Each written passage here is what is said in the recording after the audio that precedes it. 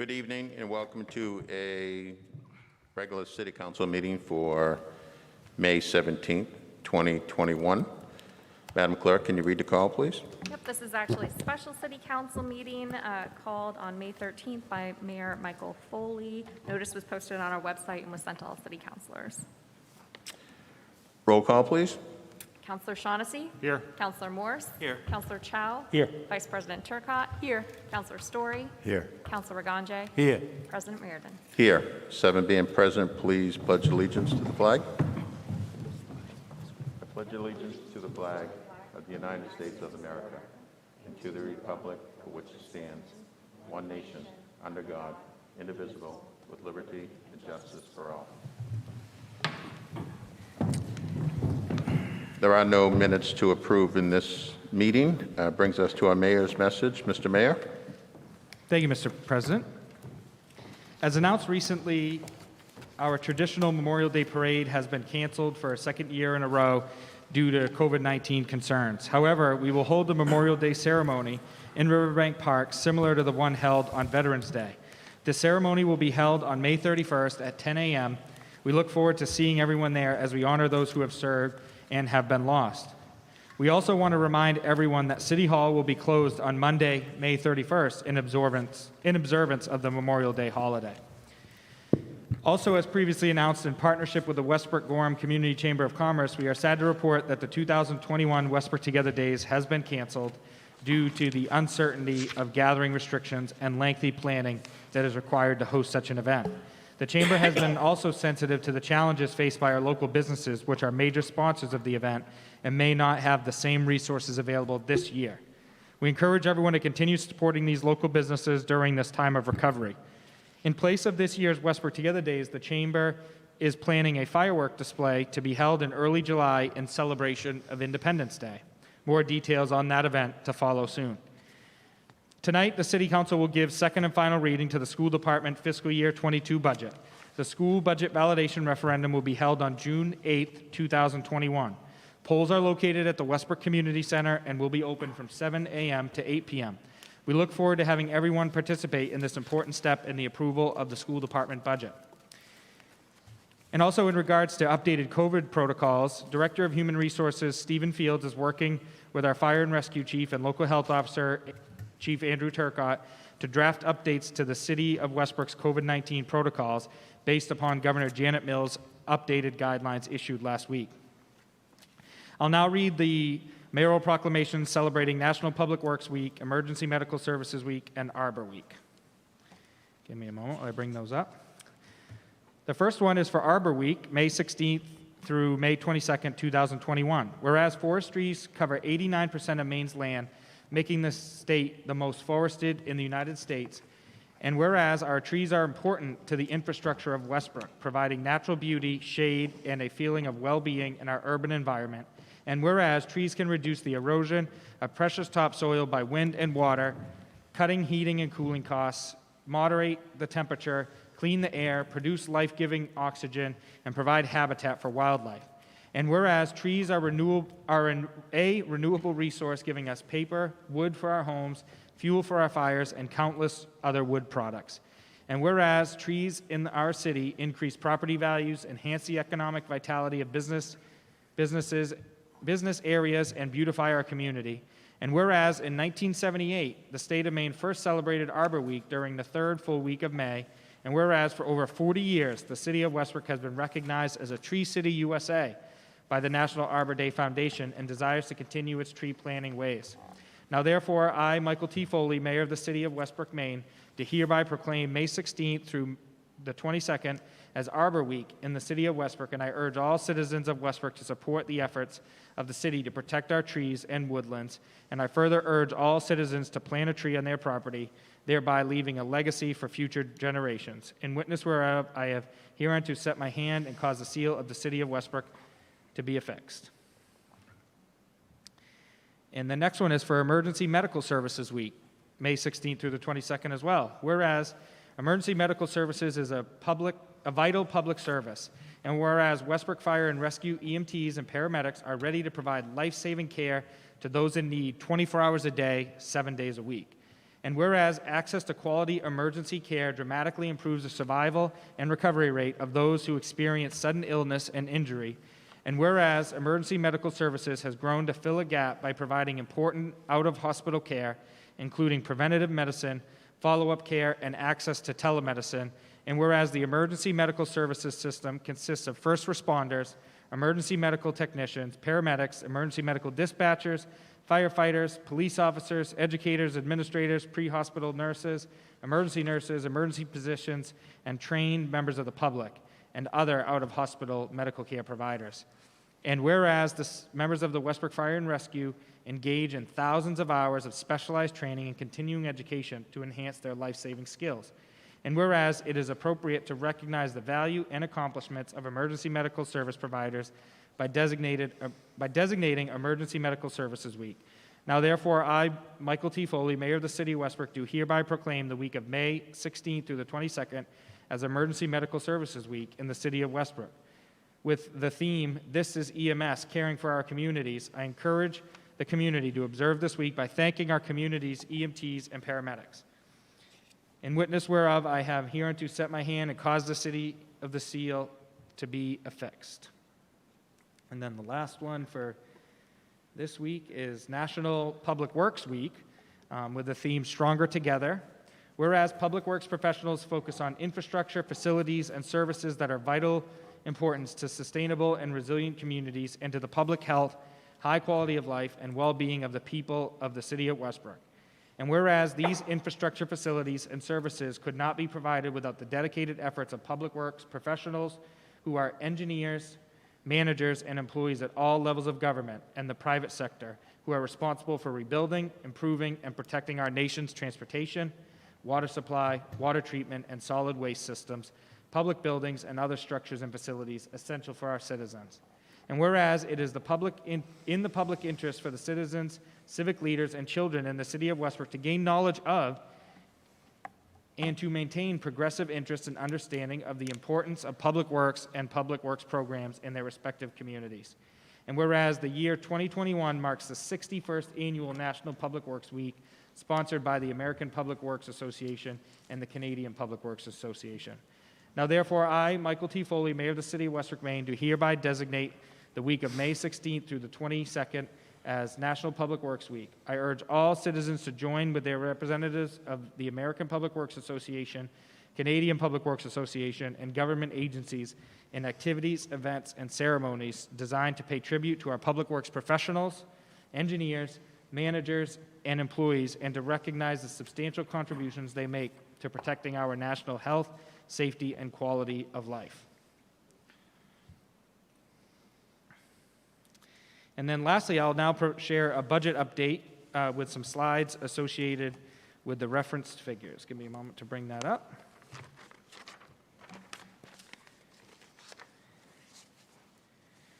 And councilors should have this information in their packet that our city clerk handed out this evening. The fiscal year 22 budget process continues to be a moving target based on the evolving economic recovery and funding changes at both state and federal levels.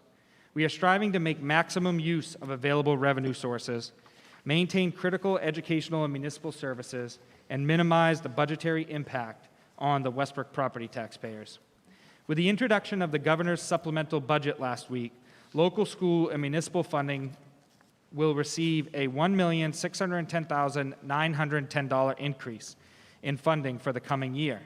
Additionally, based on eligibility criteria provided by the U.S. Treasury Department, the city can use its $1.9 million provided through the American Rescue Plan to fund increased public health services, invest in water and sewer infrastructure, cover pandemic-related revenue losses, and address the negative impacts related to the COVID-19 pandemic. The administration previously identified these goals for the fiscal year 22 budget of fully funding the school budget request, restoring a portion of the most critical cuts in municipal staffing and programs that were made to achieve no increase in municipal budget, and call for no increase in the current property tax rate. These further revisions utilize a portion of the above-referenced revenue increases to achieve the following: increased revenue sharing by $410,910, increase state aid to education by $1,200,000, reallocate $400,317 from debt stabilization to school capital projects, reduce tax increment financing funding by $33,273, increase municipal expenditures by $750,000 to fund and restore the following: the local share of 3 grant-funded police officers for a total of $49,523, street repairs and resurfacing for $600,000, increase in the senior property tax assistance program for $25,000, an increase in downtown supplies of $25,000, an increase in community events funding for $10,000, wage adjustments for $39,477, and employee recognition for $1,000. The remaining revenue will be used to keep the current property tax rate flat for the second consecutive year. Procedurally, the City Council should first act on Order 2021-46 by making the revenue and expenditure adjustments listed above, and then just give this amended order a new first reading. It should then approve second reading on Order number 2021-47, which will serve as final legislative action on the school department's spending plan and allow that to move forward to the school budget validation referendum for Tuesday, June 8th. The second component of this budget plan uses funds from the American Rescue Plan by identifying proposed eligible expenditures for the $1.9 million granted to the city through this recent legislation. This funding will be distributed in equal amounts of $950,000 per year. Note that all expenditures of ARP funds must meet eligibility criteria and are subject to federal audit. Eligible uses of these funds fall into 4 categories as listed below. Support public health response. Under this category, the plan funds 2 new positions: a mental health liaison in the police department and an EMS director in the fire rescue department. These critical positions will help with negative effects of this public health crisis and help manage our response going forward. Address negative economic impacts. Under this category, the plan restores 2 full-time and 1 part-time positions eliminated due to the economic impacts of the pandemic. The positions include a police sergeant in the police department, administrative support shared by the mayor's office and city clerk, and a 25-hour per week library technical assistant. Other programs funded under this category include expenses for the business grant program done last year, creating a family assistance food grant program, and the expansion of the senior property tax assistance program even further.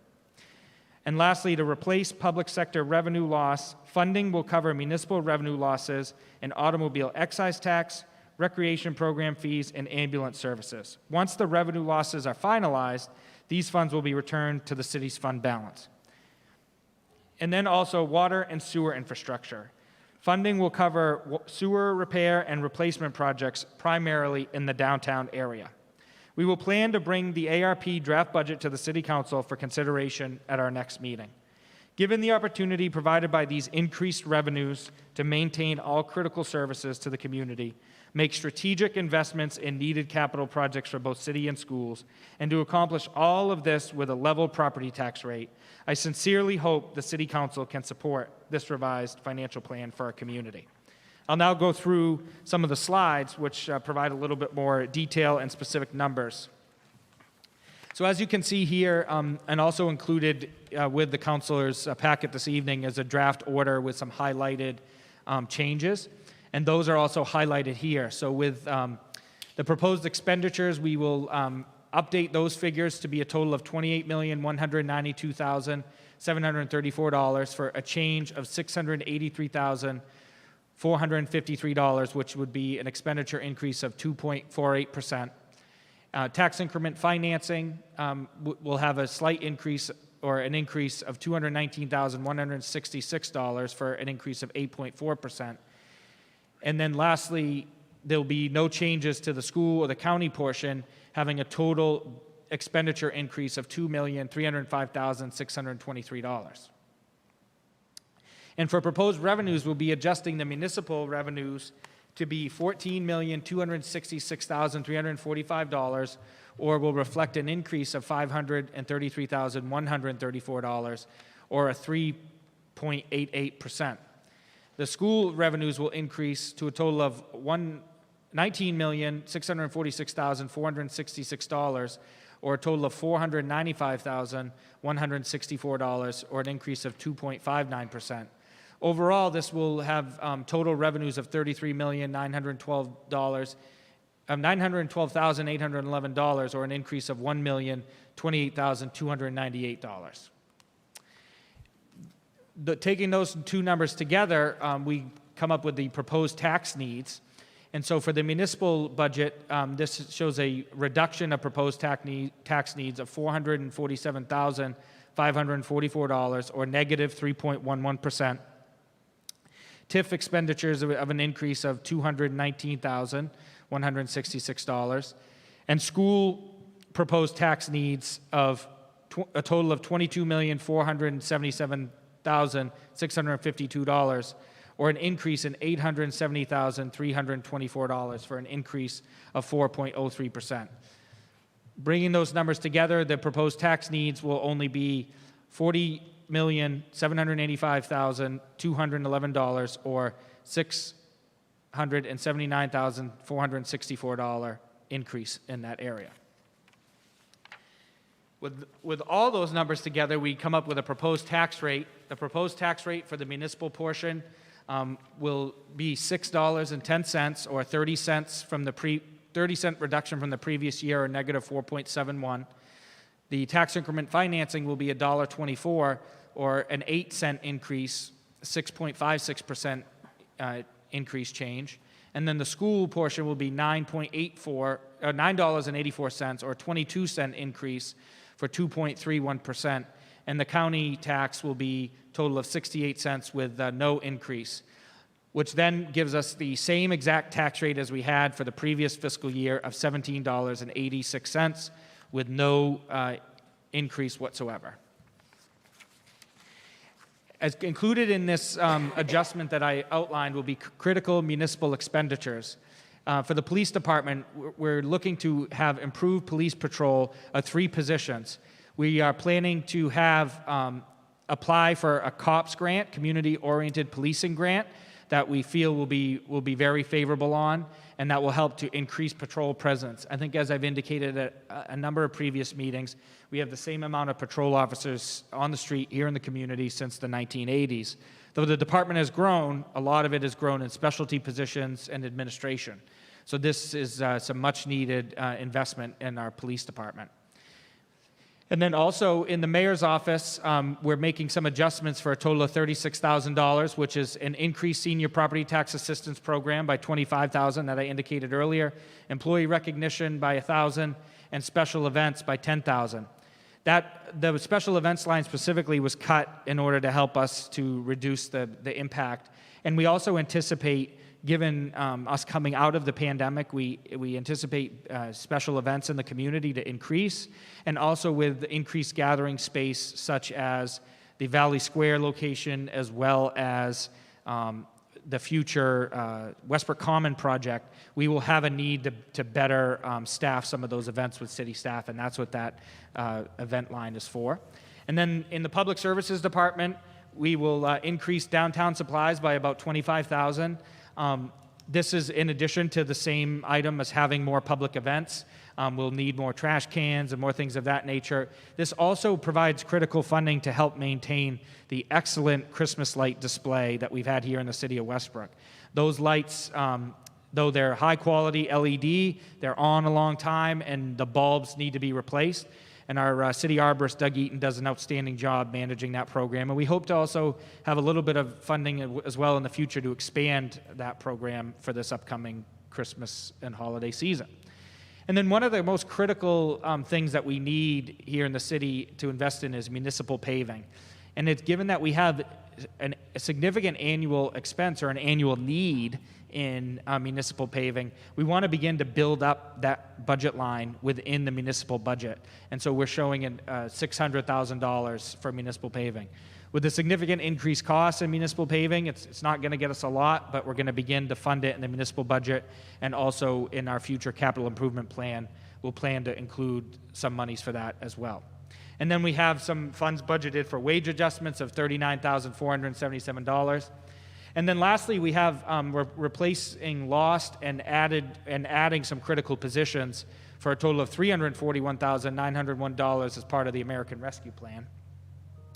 And those, oh, did I not have those? Did I have a slide for that? No, I didn't. Sorry. So the increased positions for the American Rescue Plan I outlined earlier in my message, which is a mental health liaison, which is a position that we definitely need to help our police department and law enforcement professionals continue to expand our civilian portion of our department to be able to serve members of the community. As we've reviewed calls for service over the years, and I think as Chief Lally outlined during his budget presentation, mental health calls are on the rise, and we need some assistance to help address those. And a lot of those increases are as a result of the pandemic. So we're confident that this will be eligible for funding in the rescue plan, as well as the EMS director position. We hope to help us manage our COVID response, our remaining COVID response, and help to prepare us for better medical positions. And then the other positions that I outlined for the mayor's and clerk's office, the library, and the police department to add a sergeant. I think Chief Lally had spoke extensively about the need for additional supervision on our shifts, and that is a critical position that we feel. So policy decisions and amendments for this evening, which are outlined on the draft council order that I prepared, was increased state revenue sharing of $410,910, increased state aid to education of $1,200,000. We're going to reduce the school department debt stabilization funds by $400,317. And again, those will be set aside to be able to use for school department capital projects. They've identified some within their budget, but they also have a lot of capital projects that they need to work to maintain into the future. And one of the neat things about the governor's proposed supplemental budget is they're having funds available for the revolving loan fund for schools. So we hope that this will provide some funds to potentially get some matching funds for any revolving or renovation needs within our school department. And then expenditures, we'll need to make adjustments to reduce the TIF expenditure.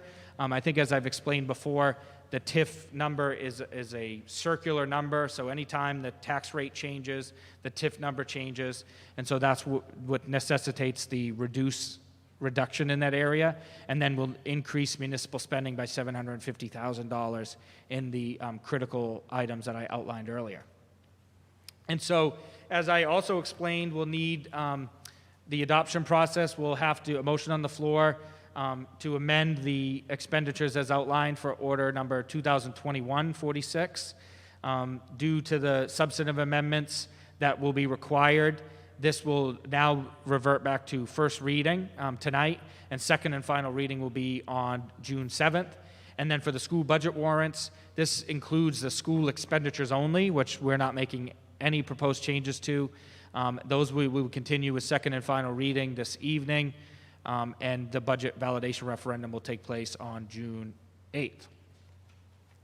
And then lastly, some policy decisions that will be coming forward will be the designation of the capital balances at the school for future school capital projects, and then the senior property tax assistance program. As part of the use of the American Recovery Funds, we're going to, in addition to expanding it to age 65, which we previously announced, we're going to increase it from $500 to up to $1,000.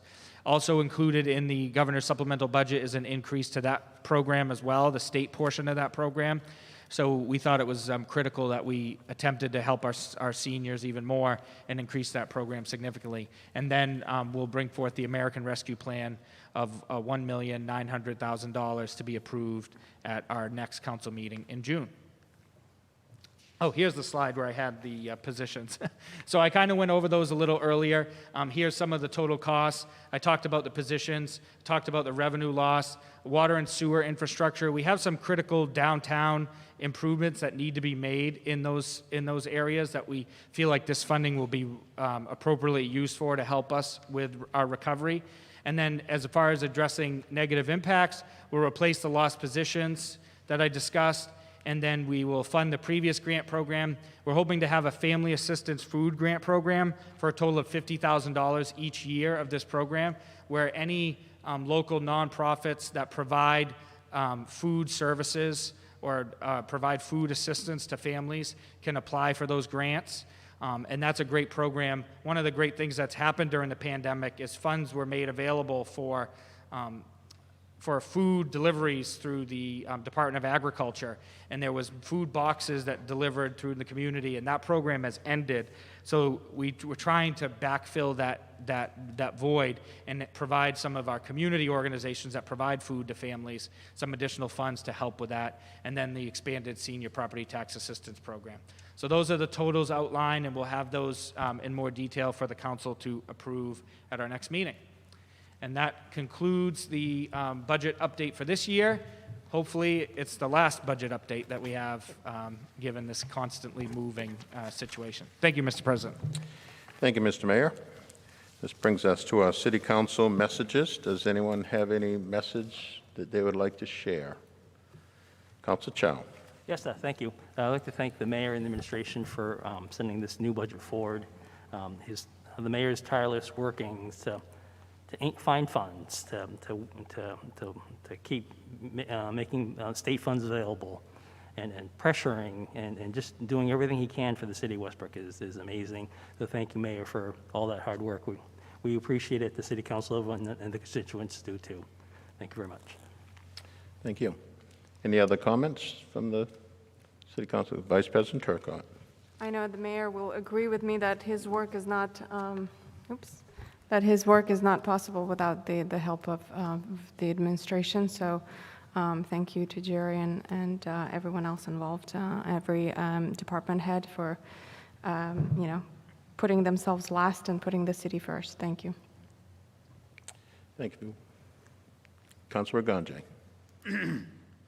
I just want to echo my colleagues to thank the administration, the mayor, and the city manager, and the city clerk, of course, for finding ways to have something looks like a happy ending on this journey of the budget by raising additional funding and even try to restore some of the lost funding from last year. But one thing that I did not see in his proposal on changes is something that we cut last year, which was social services from some of the nonprofits that we used to support. And I would like to know whether those also be refunded because there were also lost revenues. Is there any other discussion up here? We'll take that in a minute. Mr. Mayor, would you? Sure, I can answer that now if you'd like.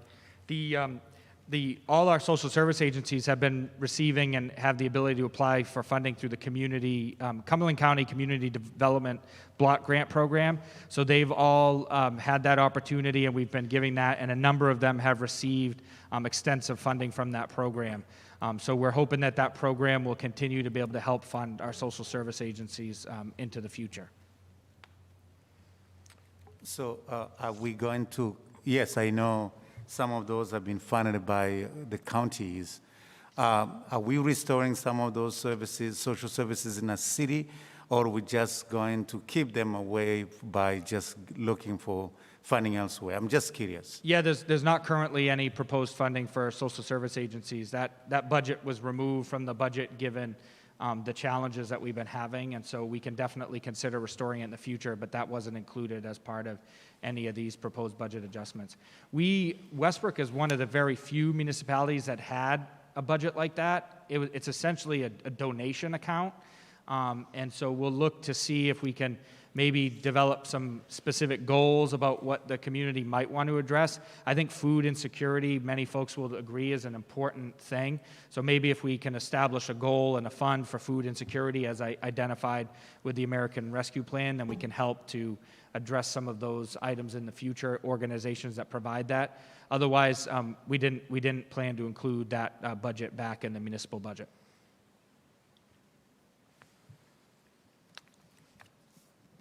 Is there any other comment from the council?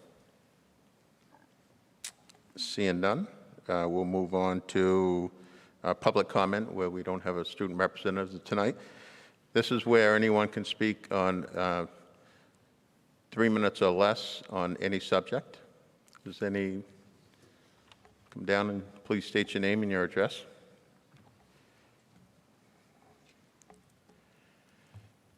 Can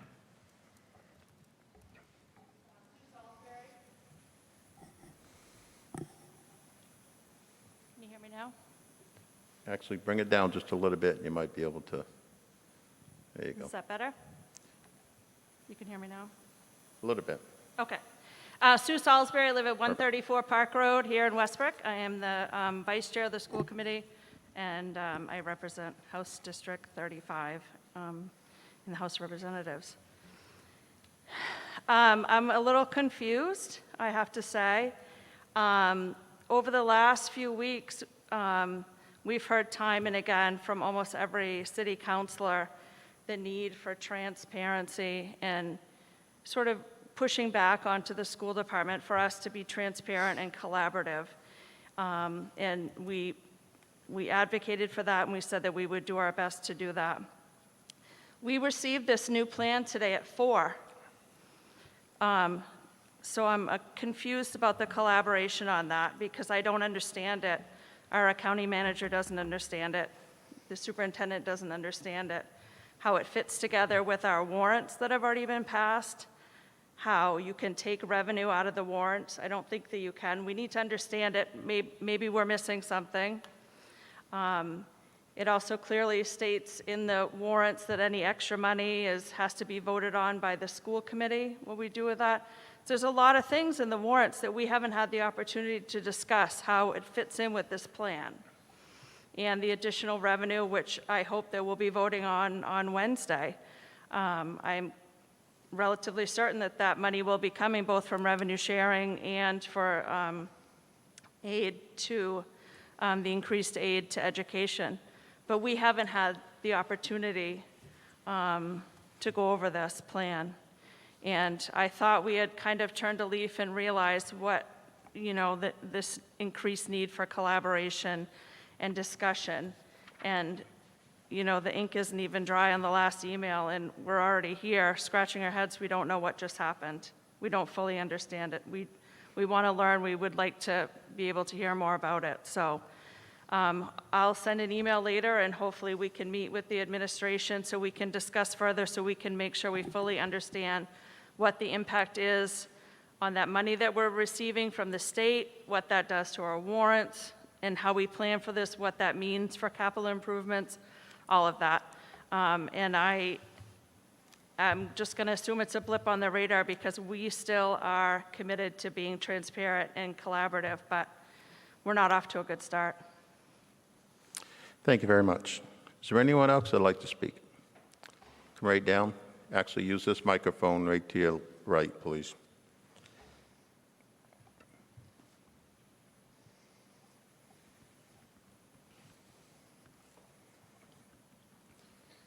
Good evening. My name is Mark Curtis. I'm the general manager of Gorham Sand and Gravel. If you get close, a little bit sorry. closer to the mic, please. Good evening. Yep. My name is Mark Curtis, general manager of Gorham Sand and Gravel. I appreciate the opportunity to speak. I'm here tonight to hopefully discuss or at least make our confusion known about a particular project that we bid. It's the Cumberland Street sewer separation project. Before I get close to the details on that, I just want to give you a little background. Gorham Sand and Gravel, we've been in business for 35 years. We've completed thousands of jobs in the city of Westbrook, valued at tens of millions of dollars. In that time, we've maintained a professional and working relationship with every department in the city of Westbrook. We've completed every job we've ever done on time and on budget, sometimes ahead of schedule and below budget. We're not perfect, but we sure do try. The nature of our work, digging in the dirt, quite often means that we come across a problem that is unforeseen. If we could see through the dirt, we'd avoid a lot of problems, but sometimes we can't. And so we realize that the best way to go about that, every job is going to have an issue, but it's how you deal with those issues that makes all the difference in the world for us as a contractor and the owners that are spending the money. We have an immense amount of respect for the money that's spent by the taxpayers. I come before you tonight to ask that you table the second reading of the award of the Cumberland Street project and grant us the opportunity to meet with decision makers at the city to resolve an issue that's apparently preventing the city from saving $50,000 by taking our low bid and instead awarding the project to the second bidder, which was the only other bidder on this project. Again, it's not a comment on the second bidder, it's a comment on our bid and our ability to do this project. We're quite confident that we can do this project. We've done projects much larger than this with no issue in Westbrook and in the surrounding communities. We agree and understand that the city can award the project to any responsible bidder. We have no concern that the city has the right to do what they want. We respect that. The city has the right to make the best decision for the city. We just ask that we take an opportunity to take a breath and resolve any possible issues that may come in the way of Gorham Sand and Gravel and the City of Westbrook doing business in the future. As I said, we value this relationship. It's something that we definitely want to continue. We value competition in our business. We bid projects every day. We understand that the lowest responsible bidder typically gets them, but not always. We've definitely been on the receiving end of that situation. We do also recognize that in any bidding environment, more bidders result in a competition, which usually results in a better outcome for the project owner. This project had two bidders, and the city may want to ask why that is. This obviously is not necessarily the correct forum to delve into the details as to what the city's concerns are, but I'm here to tell you tonight that we would like to be involved in that. We'd absolutely appreciate the opportunity to sit with decision makers at the city, come to a resolution, figure out what's going on so that we can get past this. There's no reason that the City of Westbrook and Gorham Sand and Gravel can't continue to do business, and we look forward to that opportunity. I'm going to cut you off there. Please, yep. It's a little bit past 3 minutes, but that item is going to be on the agenda tonight, so you can speak at that. I appreciate the time. Thank you very much. Thank you. Is there anyone else that'd like to speak? Please come down and state your name and where you live. Ben Waxman, 55 Union Street. I'm enjoying my Monday nights involving democracy. So I just want to thank everybody from the school board to the superintendent to the mayor to the city council for all hearing a lot of advocacy the last few weeks about the school budget and the importance of funding the school budget. This afternoon I've heard a lot of different things about communication. This is a democracy, and I would hope after the last few weeks that there's transparency and communication and collaboration between the mayor's office, the city council, the school board, the superintendent, because all of the parents who have advocated to you, all of the residents who've advocated to you, we're going to continue to advocate. But we want to see transparency and collaboration. We live in a democracy for a reason. We live in a small community for a reason. We all choose to live in a small community so we can work together to get things done. And it sounds like things, I get that budgets come in late and new money comes in, but the biggest fight that I've witnessed in a while in Westbrook was over the school budget the last couple weeks. So to think that there's not collaboration right now is a little concerning. And I hope that going forward, we can all collaborate together. You, meaning the school board and the city council and the mayor and the city's office. But I really have enjoyed being a part of this, and I hope that there's better collaboration going forward and we can resolve any past issues. Thank you. Thank you, Mr. Waxman. Is there any other discussion or comments anyone would like to make? Seeing none, we'll move on to orders of the day that require 2 readings for the second reading. Madam Clerk? Can you hear me? The first item is Order 2021-44, authorizing expenditure for planning and design of the Mountain Division Trail. What is the wish of the council? Council Chow. Yes, thank you. I'm going to read these separately. So I'd like to make a motion for order of the day, second and final reading, Order 2021-44, authorizing expenditure for planning and design of Mountain Division Trail. Is there a second to that motion? Seconded by Vice President Turcotte. Discussion on this item? Discussion from the public. Seeing none, Madam Clerk? Counselor Shaughnessy? Yes. Counselor Morse? Yes. Counselor Chow? Yes. Vice President Turcott? Yes. Counselor Story? Yes. Counselor Regange? Yes. President Reardon? Yes. 7 in favor, none opposed. Next item, please. The next item is Order 2021-45, authorizing award of bid for Cumberland Street Sewer Separation Project. Councilor Chow? Thank you. I'd like to make a motion for second and final reading, Order 2021-45, authorizing award of bid for Cumberland Street Sewer Separation Project. And second by Vice President Turcott. Discussion on this item. Council Story. Yeah, thank you.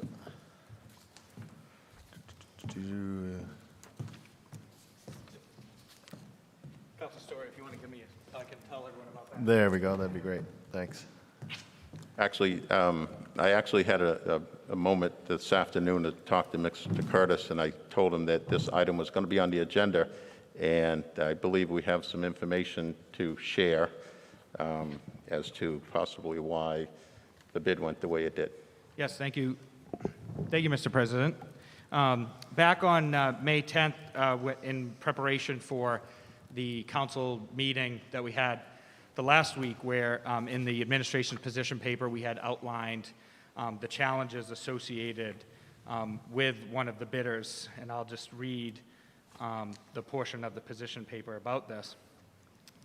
This was an awarded bid for an installation of both storm and sewer lines in a section of Cumberland Street from Main Street to Hanway Avenue to remove 2 storm drains from the sanitary sewer system and upgrade the storm line to accommodate the future rerouting of existing sanitary line which currently passes under the railroad tracks and through Sappi Technology Center building. This work needs to be completed prior to the resurfacing of Cumberland Street, which is scheduled for next year. The city received 2 bids for this work and is recommending award to the second low bidder at a total cost of $730,945. The city has experienced serious performance issues with the low bidder and is currently engaged in a dispute resolution process with that contractor. And then funding for this project is available in the Sewer User Fund. And I had received a letter from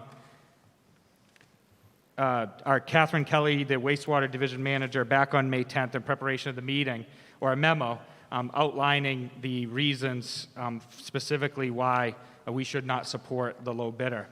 And the memo states, and I've handed it to everyone, the Department of Engineering and Public Services sought bids for the Cumberland Mills Sewer Separation Project and received 2 bids, with Gorham Sand and Gravel being the lower bidder. Gorham Sand and Gravel most recently was the contractor for the Maple, Union, and New Gorham Road Sewer Separation Project. With this project, we experienced numerous issues with the contractor, and some are still unresolved. This department feels that the low bidder, Gorham Sand and Gravel, does not exemplify qualities of a contractor that should be performing work in the city of Westbrook and does not meet the parameters of what is outlined in the Code of Ordinances under the formal bidding procedure, subsection 3316E, section 2. These qualities we feel the contractor are lacking are the following. B, whether a bidder can perform the contract to provide the service promptly or within the time specified without delay or interference. And C, the character, integrity, reputation, judgment, experience, and efficiency of the bidder. And D, the quality of performance of previous contracts or services. Due to the issues listed above, the department respectfully requests that the Cumberland Street Sewer Separation Project be awarded to the second lowest bidder, which is D&C Construction Incorporated. So hopefully that answers any of the questions that the council may have, and also our wastewater division manager, Catherine Kelly, is here to maybe answer any specific sewer-related questions. Thank you, Mr. President. Yep. Does the council have any council Story? Yeah, before I could possibly support spending an additional $50,000, I'm going to need very specific examples for, well, they're lettered B, C, and D from our ordinances here on this memo about schedule, examples of delay or interference, and specific examples about the character, integrity, reputation, judgment, experience, and efficiency of the bidder, and examples of performance quality of previous contracts or services that doesn't meet any particular standards. So if we could please get that. That would be fantastic. Mr. Bryant? If I may, and I'll defer to legal counsel if she'd like to contribute. We're currently in a dispute with this contractor. Both parties are represented by legal counsel. It certainly, at this point, is contemplated litigation. There are some things that we simply it would not be appropriate for us to discuss in public session. If the council wishes to adjourn to executive session to discuss issues around a pending and contemplated litigation, we can do so. But in order to try to describe this, we would be getting into issues of facts regarding litigation, a potential litigation, since both parties are in a dispute, have attempted to resolve it, and now are both represented by legal counsel. And Natalie, I'd like your perspective on that.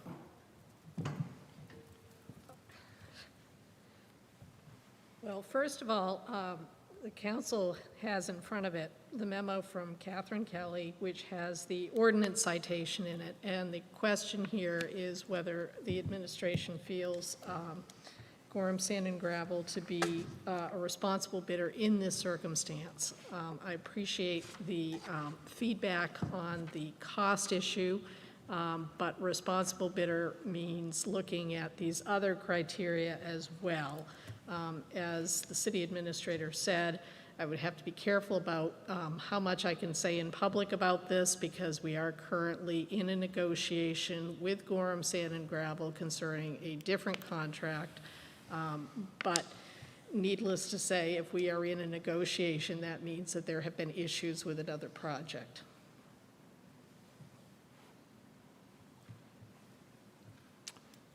All set?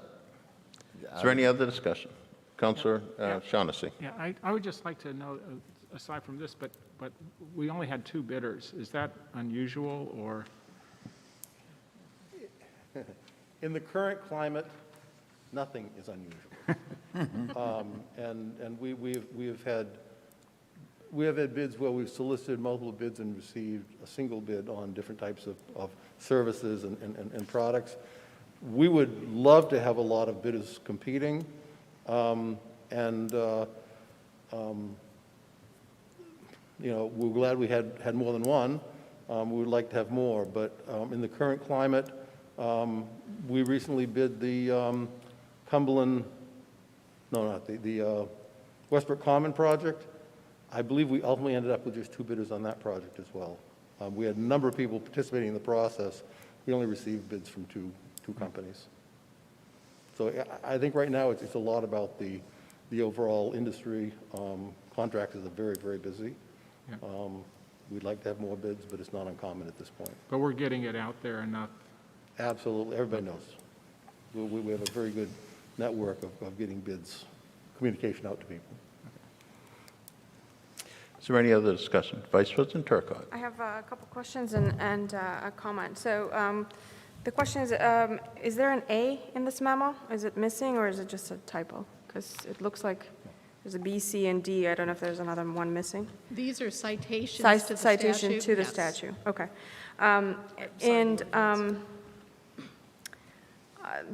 You know, the gentleman that just spoke, Mr. Curtis, contacted me at my home soon, you know, very, very, you know, audibly agitated, I would have to say. And typically I would, you know, defer to the administration to make those calls on what is appropriate as a bidder. But you know, my curiosity is because we're kind of, council is really not aware what are the details of this issue, the previous issue. I would suggest going into the session, executive session, to discuss it, if that makes a difference. But, you know, I think if you'd like to do that, I'd support it. Is there any other discussion? Discussion from the public? Again, please come down and state your name and address. Ben Waxman, 55 Union Street. I'm not coming up here to be annoying. I'm coming up here to praise the city council and the city management. I personally experienced Gorham Sand and Gravel, as did many residents. There are flooding issues in the yards of multiple people in our neighborhood. There were multiple complaints of the general contractor. The city was unbelievably responsive at working through that issue. That was a long project. It's a beautiful neighborhood now, but the fallout from the inability to put whatever they did in the sewer system in right, and I'm not a contractor, the right way has caused flooding in multiple backyards, which I think some of us all know about. And, you know, we're working through it as a community, but I'm glad that the city's taking notice of what's happened in the past, and I hope that I certainly wouldn't hire Gorham Sand and Gravel again. But I just want to praise the city for looking into this and taking all of the complaints seriously. Thank you. Thank you. Anyone else? Mr. Curtis?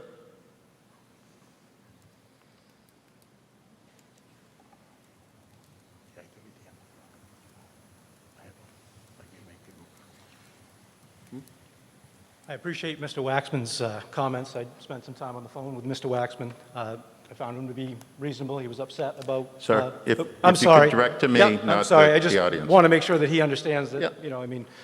So it is unfortunate that anybody in that neighborhood is dealing with any issue. That's part of the problem. There's a design problem that we've been trying to bring to the attention since the beginning of the job, and we've been unable to articulate that issue.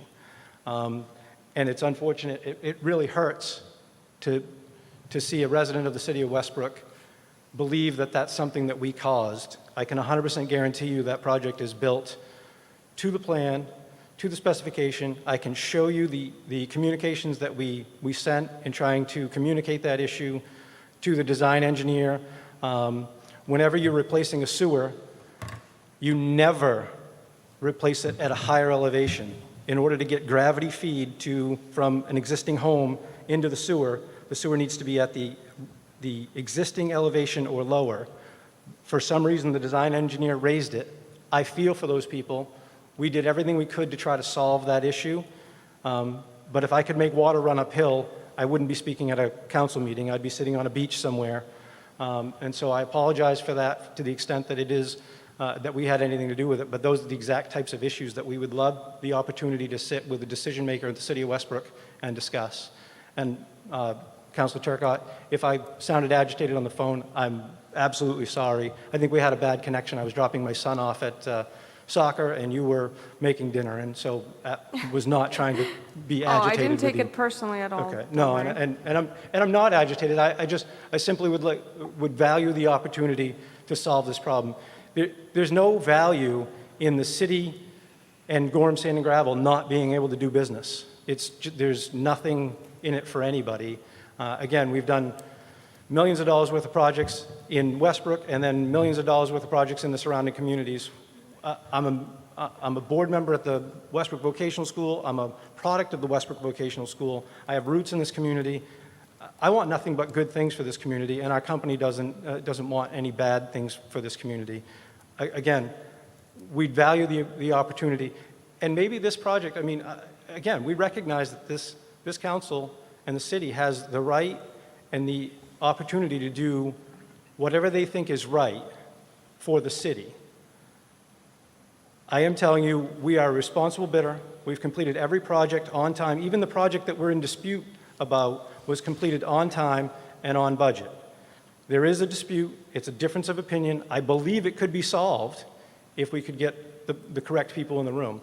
We've been unable to do that.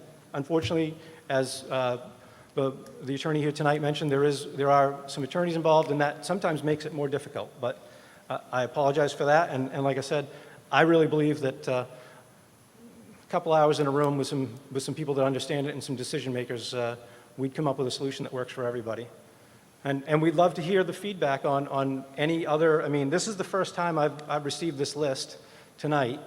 What's unfortunate to me is that if the city was not going to accept our bid, which it seems like they must have known, we didn't need to waste the time bidding it. If they had simply provided this piece of paper to us when we took the plans out, we would have had this discussion long ago, and we wouldn't have wasted our time to figure the job. And so, and it's also unfortunate that Ms. Kelly didn't have the common courtesy to, when she presented the reading to you guys, to recommend that we not be accepted. I sent her an email on the 11th saying, where are we on the project? She could have responded and simply said, I'm sorry, Mark, we're going to recommend the second bidder. The only way I found out tonight is because I was rereading the documents in the contract to find out when you had to make a decision by, so I could project our work out for the summer and try to figure out if we were going to be working in the city of Westbrook. And when I read that it was the 17th, I said, oh, there's a council meeting tonight. I bet they're going to have the reading. I looked up the agenda and saw that the second reading was there, and it mentioned D&C. And then I started making phone calls, and yes. So it wasn't an agitated phone call, maybe a bit frantic, because I was trying to make contact with each and every one of you, because I wanted everybody on the stage to understand that we value our relationship with the city of Westbrook, and we would like to continue to do business with the city of Westbrook. And if the city of Westbrook has concerns about our quality of work or anything about Gorham Sand and Gravel, we'd love the opportunity to address that in a room. And again, a public forum, I agree with Mr. Bryant, is not necessarily the best place for that, but there's got to be a right place for that, and I'm asking tonight for that right place. Thank you for your time. Thank you. Vice President Turcotte. I do believe the right people are in this room to make the decisions. So, you know, I appreciate the commentary. I also appreciate Ms. Kelly's good wisdom not to respond to someone who is in litigation with the city. So I appreciate that. And you know, as far as you know, the decisions, I defer fully to the administration on who the right people should be in the room to make those types of decisions. So thank you. Thank you.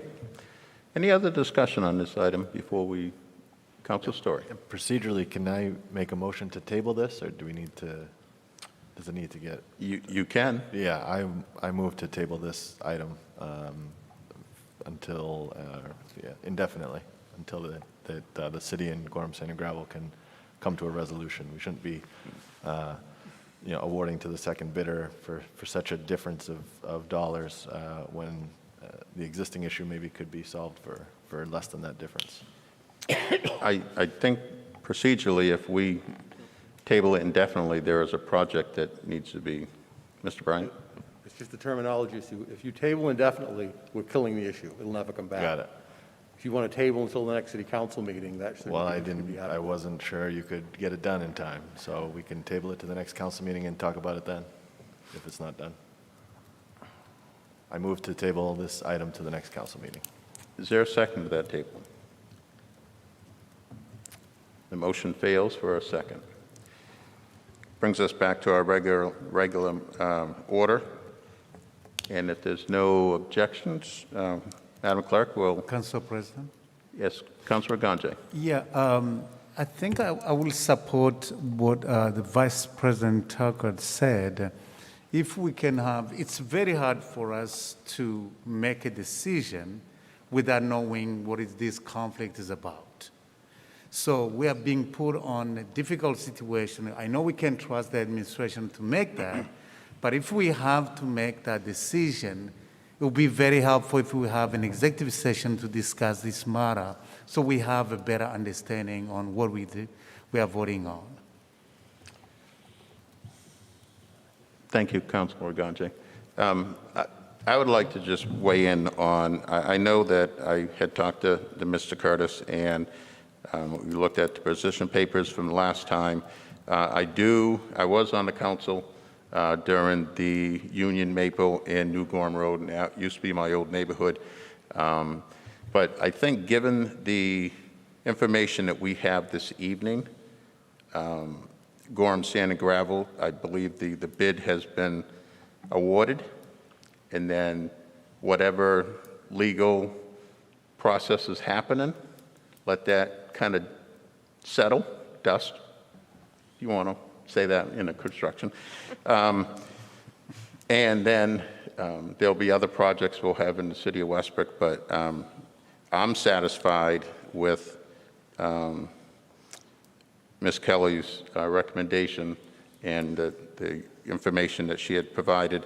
They know a lot more about this than I do, and they are the specialists, and this was recommended to the city council, and it was on first reading, and I really should have probably asked for this sooner, because it was brought to light by Mr. Curtis. So I do remember that project over near Union Street. So I will be supporting this bid, and hopefully in the future that Gorham Sand and Gravel will be a competitive bidder for us. So hearing no other, Council Story. Was that a motion by Councilor Viganji to enter executive session? Was that seconded? It wasn't a motion. Was it not a motion? No, that wasn't a motion. It can be one. Yeah, I can. I thought I was actually seconding what the Vice President Tucker said. She did put a motion, and I wanted to second that motion. So we, again. That was not a motion, but it can be. Okay. Natalie? I just wanted to say, if the council does want a motion, I will give you the appropriate statutory citation for that, because I'm sure no one knows that off the top of their head. Mayor Foley? If I might interject, Mr. President, thank you. If we were to have an executive session to discuss this item, we would really like to have City Engineer Eric Dudley here, and unfortunately, we didn't schedule him to attend this evening's meeting. And he and Catherine work hand in hand on these decisions extensively, and he has, in addition to Catherine, has extensive knowledge that can help to explain the situation of the council and help Natalie and them bring everyone up to speed on the current litigation that's involved with the Gorham Sand and Gravel. I think the suggestion that Council President Reardon has made is to, act on this item. This is a bid that requires us to act by a certain date. Again, as Mr. Bryan indicated, who knows with stuff in the construction industry, our bid might not be good anymore, and there might be a different bid. And so if we can move forward with this project, I commit to the City Council to work with our legal counsel and our staff and Gorham Sand and Gravel to try to resolve the current outstanding issues so we can continue to have a positive working relationship going forward. Vice President Turcotte. I think just to satisfy our curiosity, I'm not going to move for an executive session. We are not experts here to be, discussing construction issues and, who is wrong and why. I'd like to, at some point, be brought into, the details of what this litigation involves, aside from this bid. Just so that we can be aware of what issues are transpiring with this vendor going forward. So as far as this bid, I'm perfectly happy to support it. But moving forward, if we are to do business with this vendor, I'd like to understand what this litigation involves. Thank you. Councilor Shaughnessy. Yeah, I too have faith that the administration and the departments know what they're talking about.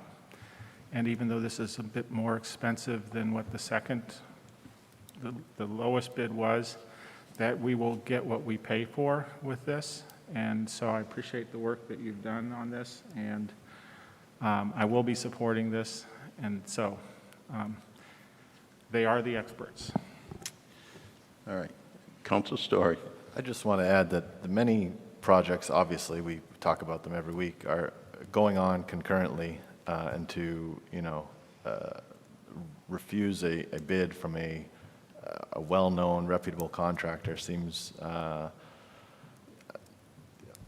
procedurally, there may be something that we're not being privy to, but it seems that it seems like something we shouldn't be allowing to happen for this magnitude of dollars. I won't be supporting this, and I'm a little disappointed we didn't get to hear more about why and take faster steps to resolve the issues that are at hand. Thank you. Thank you. Councilor Viganji. Yeah, I don't really know. I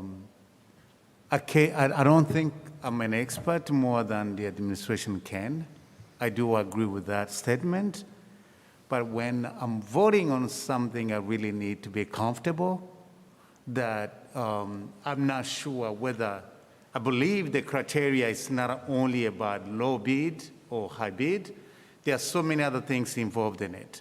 So we're not only talking about 50,000, but we might be talking about some other issues. So, and since this company is a company in our city and trying to, looking for fair hearing for the issues, I understand there is ongoing discussion, but I would have appreciated if we had better information prior to this meeting so that we know what are we really voting on or not and what we're supporting, whether this is the issue that the administration is mentioning is the legitimate. At this point, we don't know. So I'm not sure where I stand at this point about this bid. Thank you. Councilor Shaughnessy. Okay, I think also it would somewhat behoove us to actually give another bid to somebody we're currently in litigation with. There will be other jobs coming out, and in the greater scheme of things, but to not support going with what we have proposed at a time when we're in litigation with just does not seem to be, in my mind, the straight face test, right?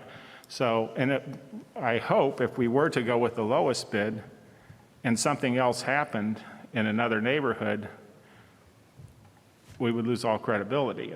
So I'm going to stick with this. I would love to know the details, but I do have faith in the administration and the departments in going with this bid. Mayor Foley. Thank you, Mr. President. I'd just like to thank the councilors who have confidence in the professionals that we have here in the city. We have a tremendous group of outstanding professionals who provide me, as the mayor, tremendous support, and our city administrator, Jerry Bryant, tremendous support, and provide us extensive expertise and recommendation on a regular basis. The disappointing part about some of the discussion that I'm hearing this evening is that nobody was told about this.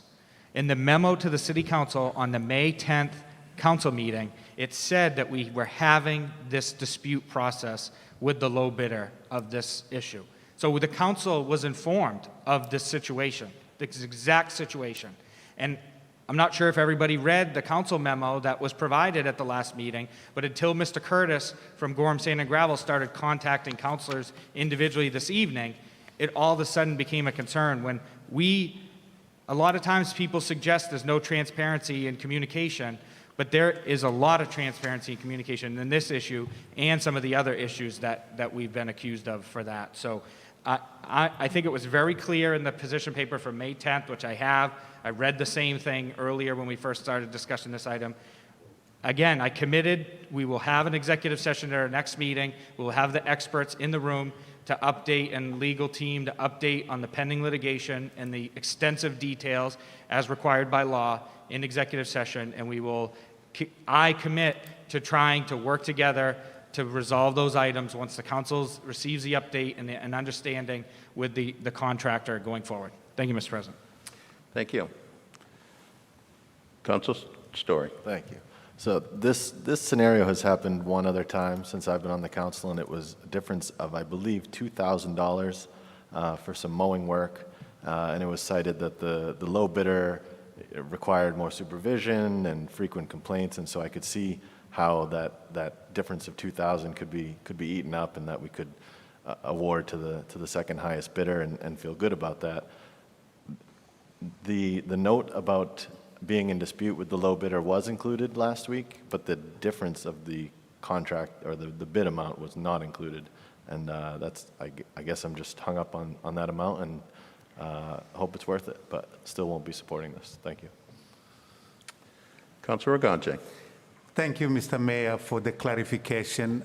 Since you said you are going to give us some information at the next session, I'll be happy to listen to that. I'll be supporting this with knowing that there is a session which will educate us on what we're making as a decision tonight. Thank you. Any other discussion? Seeing none, we're back to the original motion to accept Orders numbers 2021-45. Madam Clerk? Counselor Shaughnessy? Yes. Counselor Morse? Yes. Counselor Chow? Yes. Vice President Turcott? Yes. Counselor Story? No. Counselor Regange? Yes. President Meriden? Yes. 6 in favor, 1 opposed. Council Story. Brings us to our next item, please. The next item is Order 2021-46, approving the fiscal year 2021-2022 annual budget and appropriations. What is the wish of the council? Council Chow. Thank you. I'd like to make a motion for Order 2021-46, approving fiscal year 2021-2022 annual budget and appropriations. Is there a second to that motion? Seconded by Councilor Morse. Discussion on this item? Councilor Chow. Yes, I'd like to make a motion to amend that motion. Bear with me, I'd like to make a motion to amend this, and by amending this, we'll turn it to first reading because there's substantial changes. The motion to amend includes increased revenue sharing by $410,910, increase state aid to education by $1.2 million, reallocate $400,317 from debt stabilization to school capital projects, reduce TIF funding by $33,273, increase municipal expenditures by $750, and restore or fund the following: local share of 3 grant police officers, $49,523, street repairs and resurfacing, $600,000, increase senior property tax assistance program, $25,000, downtown supplies, $25,000, community events, $10,000, wage adjustments, $39,477, employee recognitions, $1,000. Is there a second on that amendment?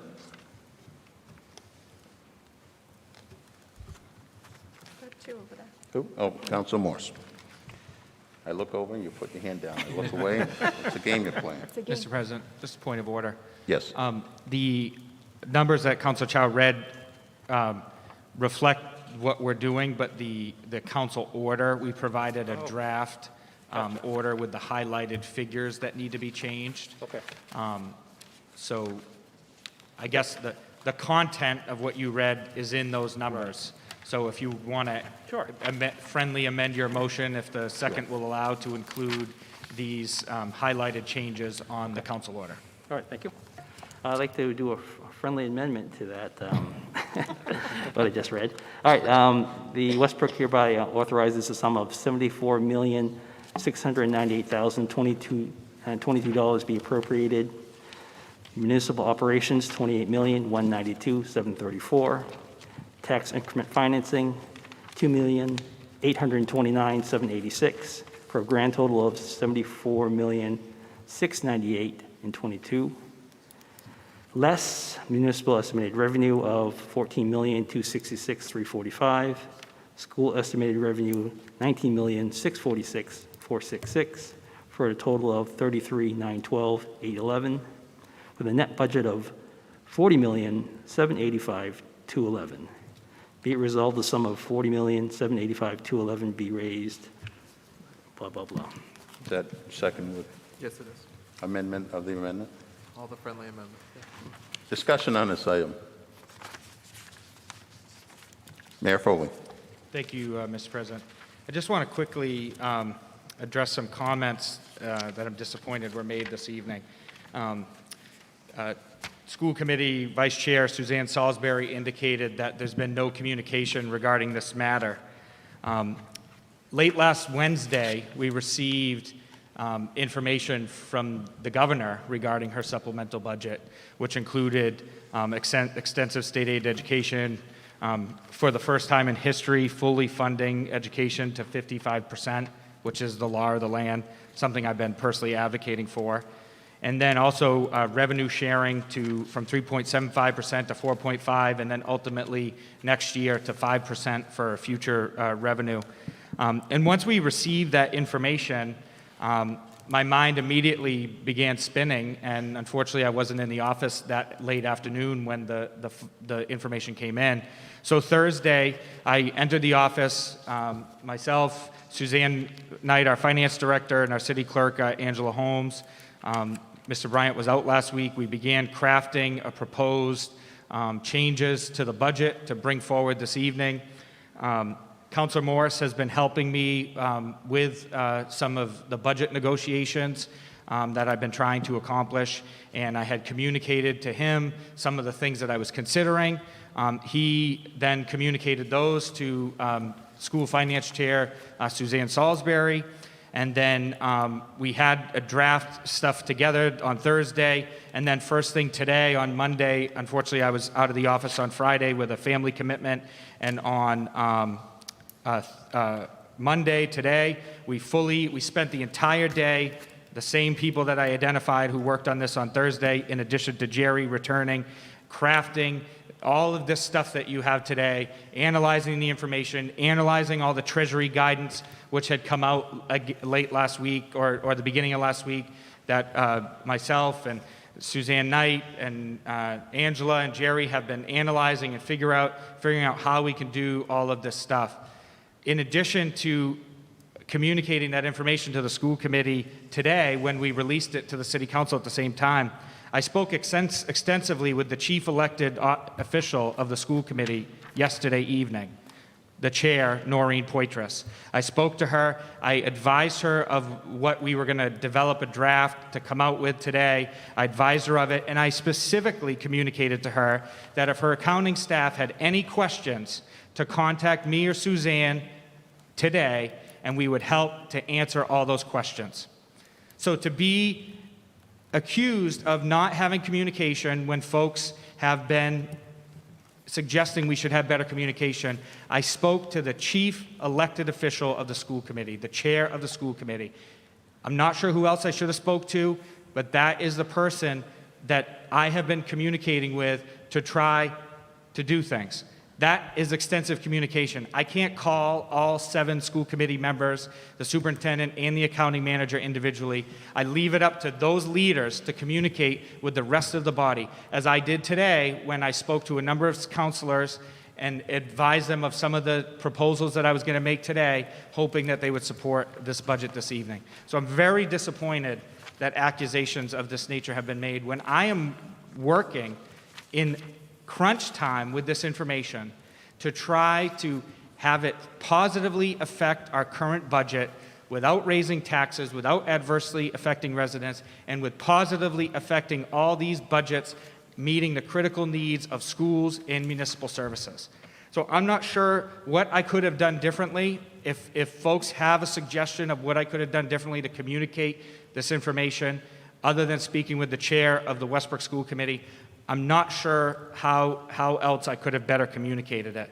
Again, as I said, we're trying to win with these things, and I view this as a no good deed goes unpunished situation.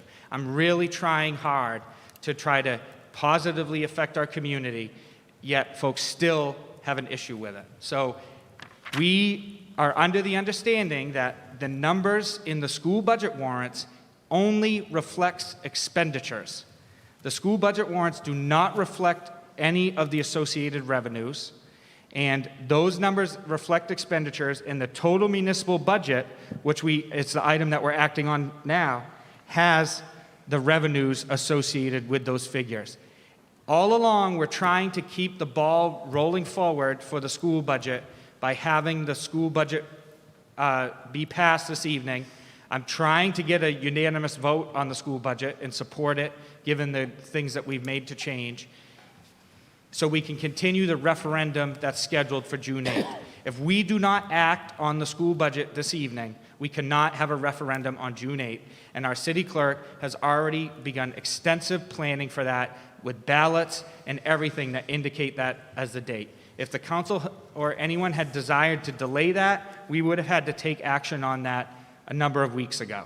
And so I'm really hoping that this evening the council has the confidence in my effort to try to communicate to the school department, whether or not it was shared with everyone else, to try to bring forth these changes today and get this approved and have it positively affect our budget. Otherwise, it's not going to positively affect our budget. We can just wait till these funds are finally documented and finally sorted out and communicated to everyone, and then they don't have a positive impact on our budget today that we're trying to adopt. So I really hope that the council will support the budget amendments that was read into the record today to help positively affect our community financially. Thank you, Mr. President. Councilor Morse. Thank you. I just want to say that I think that, I just want to thank the mayor for all the work that he's been doing trying to deal with this fast evolving situation. I think that everybody has the best of intentions in this situation, but trying to deal with new information coming very fast when decisions are going to be made, very quickly thereafter, and not having any time to process this new information, it's going to cause some people to want to pump the brakes and say, wait, I need some more time to process this. It's understandable to me that there's some hesitation and whatnot, but I think that the school committee is trying to do the best thing for the schools. I think the mayor is trying to do the best thing for the schools and for the city, and I'm going to support this budget amendment, and I'm going to support the warrants that come right after, and I'm confident that everybody's going to win after this process. We're going to have no tax increase in the city. The schools are going to have their fully funded budget, and I hope over this next year we're going to work on some of these issues of how to collaborate in a more productive way, and that next year we have a much more smooth process working together.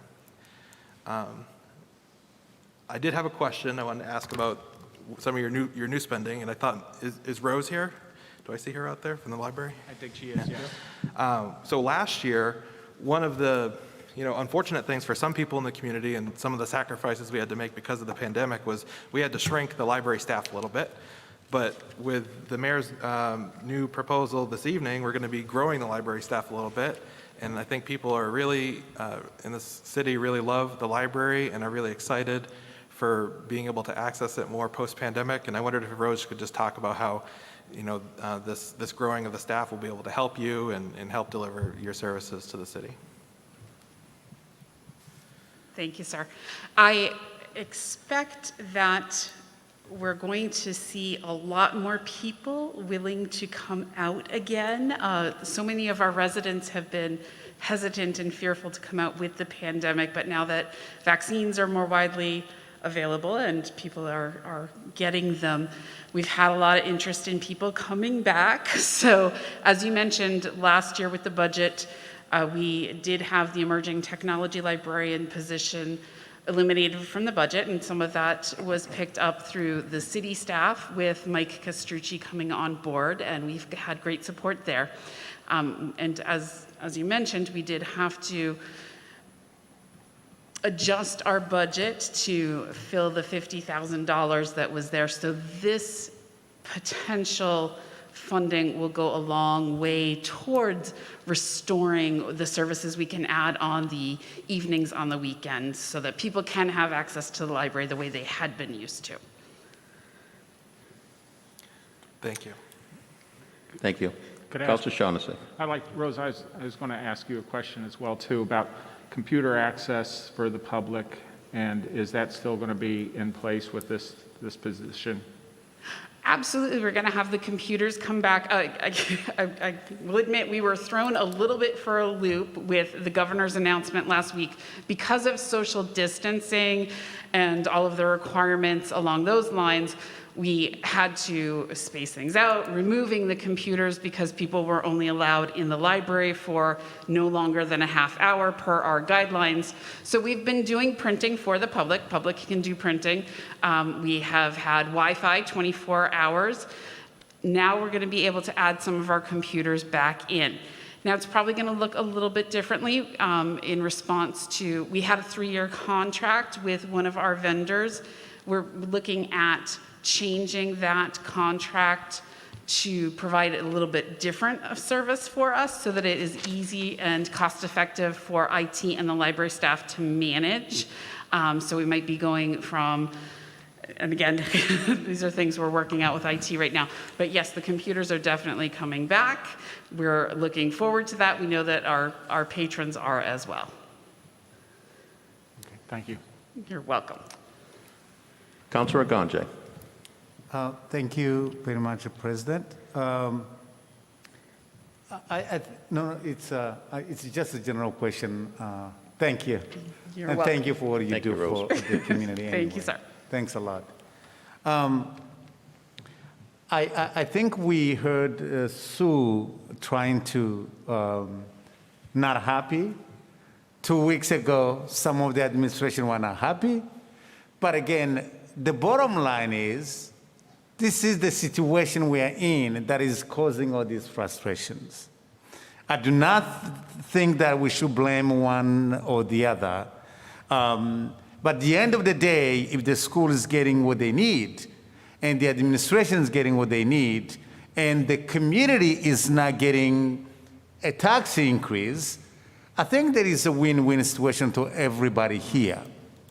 So it's completely hard in this situation we're in to have everything everyone needs.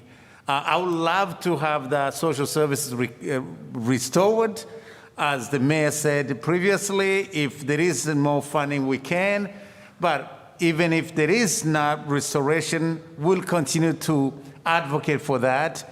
But I think the budget we have in front of us is really a good budget that we should really support, knowing that really all the frustration we had previously were taken away. So last year was my first year with the budget. We did not have all this discussion, and this year is a little bit different. But I'm wondering if procedurally, if there is an area where there is a discussion or not a compromise, could we stick with the budget? I'm just wondering if we stick with the original budget that we voted last week, and then do the amendment at the next council meeting when everybody has had information. But I'm just suggesting if that is doable. Otherwise, I'm supporting the amendment as well. But I was wondering if that whatever either tension is between the school and the administration again may be solved before the next council meeting so we can make this other amendment. Mr. Bryant? That, in fact, is what we're proposing. We're bifurcating it a little bit so we can get the school budget passed. What we're asking you to give first reading to, because it's an amendment that requires 2 readings. On the total budget, which affects municipal spending and revenues, we're asking you to amend it, give it first reading, and then it'll come back in the next council meeting. So that's what you're asking for.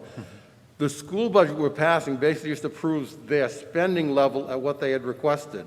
So we can accomplish both through bifurcating it and amending both revenues and expenditures on the municipal side, amending just revenues on the school side, which don't require a second reading and do not appear in the warrants, so that can get passed and we move forward with the budget validation vote. So I think what you're asking for is what we're proposing and would be consistent with approving this amendment, and then on the next item, voting in favor of the school budget warrants.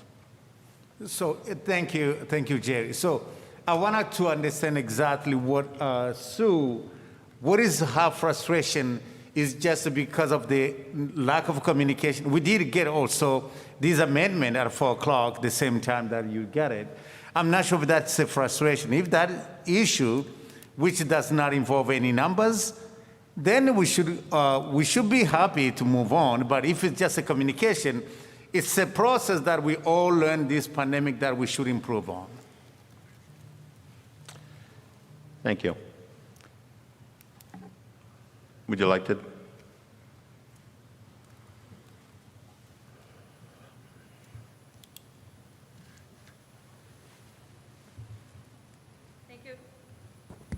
Thank you, Councilor Verganje, for asking that question. And actually, I'll be happy if you guys would approve as presented. We've been texting back and forth with the state. We got our state preliminary numbers this afternoon, right about the same time. And we've been texting back and forth with the state, fortunately. We've had a lot of questions answered while we've been sitting here, and we're happy if you guys would approve as presented the warrant articles. So thank you very much for that. We just needed the time, and now that we've received the information we needed from the state and questions answered, we're happy if you would approve the warrants as presented. Thank you. Any other discussion? So this is on the amendment. It's been moved by Council Chow, seconded by Council Morse. And if this, it's a show of hands, and if it is, it will be first reading. Correct? Once you amend it, you've got to give it a new first Once the reading and amendment table is, until yes. the next meeting. Yes. So all those in favor of the amendment? All those opposed? 7 in favor, none opposed.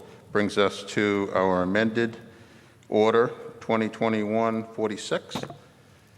We'll vote on that for a first reading. Any discussion? All those in favor? Oh, Council Story. Just a quick comment. I was a little torn with the new revenues coming in and you know, the speed of everything and, you know, the spending brought up to match the new revenues immediately. But with no tax increase, I have to support it. So thanks for letting me comment on it. Thank you. All those in favor of order number 2021-46 as amended? All those opposed? 7 in favor, none opposed. Brings us to our next item, please. The next item is Order 2021-47, approving the fiscal year 2021-2022 school budget warrants. What is the wish of the council? Council Chow. Thank you. I'd like to make a motion for second and final reading of Order 2021-47, approving fiscal year 2021-2022 school budget warrants. Is there a second to that? Seconded by Council Morse. Discussion on this item? Council Chow? Yes, thank you. Through you to the administration on the school budget warrants, Article 1, or Article 2, it recommends a $2 million, it recommends a $2 million increase. Will raise the appropriate payments for debt service. So what do those numbers mean to our amendments? There's no change. I'll answer it, Council Chow. The explanation is in the article there. It says, this is for non-state funded debt services, the amount of money needed for annual payments on the school administrative district's long-term debt for major capital school construction projects that are not approved for state subsidy. The bonding of this long-term debt was previously approved by the voters or other legislative body. So those are debt service payments that are included in their budget. But our numbers are a little different. I think we have 822,000. No, that's not what that's for. Okay. This is money that's in their budget to pay for debt service for stuff they've done. It includes probably debt service on the Congan Elementary School, debt service on Sacarap Elementary School, debt service on the Westbrook Middle School expansion. I don't recall any others. Oh, and the middle school, the building that we're in, those debt services included in that number. So that's what's in their budget. Okay. So the changes don't affect any? No, okay. this is all the school department expenditures. We support a fully funded school department budget, and if you take all those articles and add them together, it equals the total of the $41,840,000, which in the last order we just approved, we agreed to raise that for school operations. Okay. So those numbers match in there. The revenue numbers aren't outlined in the school warrant. Okay. Thank you. Any other discussion? Council Shaughnessy. Yeah, I would just say I appreciate very much, Mayor, the work you've been doing on this. And I also appreciate the expertise of the school board and the administration on the school side, and in fully recognizing this is going to a vote of the citizenry for getting this budget to us. Thank you. Thank you. Council Chow? Yes, thank you. There's a lot of talk about collaboration. I would personally like the Finance Committee or some committee of the City Council to meet with the school committee quarterly, 4 meetings a year, to talk about your budget, your pains, and talk about how we can help as the city. You know, we're one big city. We're not two cities. Sometimes we act like two cities, but I would love to meet with the school committee quarterly and just talk. I think the last time we met, we had an hour-long presentation about the upgrades of Sacarapa, and while that was informative, that we really, the city council did not get a chance to talk. I like a meeting where the heads can talk and collaborate and share ideas and figure out how we can help each other, because that's the best, that's how we're gonna get through this. So I'm asking that we all make time to meet quarterly and talk about how to improve our communications. Thank you. Thank you. Vice President Turcotte? I would like to support that recommendation. I don't know procedurally how it's possible to do. I would suggest having an agenda geared towards school issues, having the school committee build that agenda, and you know, I think that would be a good use of everyone's time. I think having a superintendent present to us, you know, it doesn't leave much room for discussion when it's in the middle of a meeting that has other issues. So if we can just have, you know, a meeting solely on the issues of school, that would be more fruitful, I would say. Thank you. Any other discussion? Discussion from the public? Seeing none, Madam Clerk, roll call, please. Counselor Shaughnessy? Yes. Counselor Morse? Yes. Counselor Chow? No. Vice President Turcotte? Yes. Counselor Story? No. Counselor Maganjay? Yes. President Reardon? No. 4 in favor, 3 opposed. Chow, Reardon, and Story. Next item, please. The next item is Order 2021-48, approving the wastewater division budget, Portland Water District assessment, sewer assessment, and setting sewer user rates for calendar year 2022. What is the wish of the council?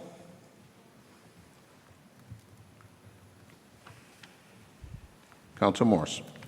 Move for the approval of Order 2021-48, approving the wastewater division budget, Portland Water District assessment, sewer assessment, and setting the sewer rates for CY 2022.